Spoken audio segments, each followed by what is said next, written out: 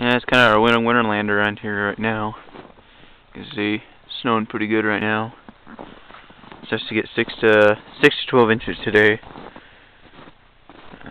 We got about 2 or 3 inches last night. Right now, well, you can see how deep the snow is right here. It's kind of hard to see, but I grabbed the shovel right here, snow shovel.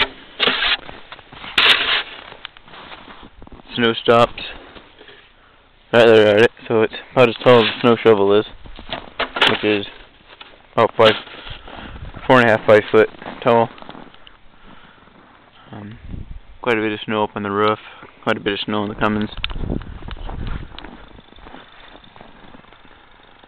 I haven't cleaned the snow off the Cummins for a while. I probably should today. Otherwise it gets all icy and it's kind of a pain to get cleared. I'm going to take the quad out today and do a little plowing in a minute. Exploder. Snowing quite a bit down there.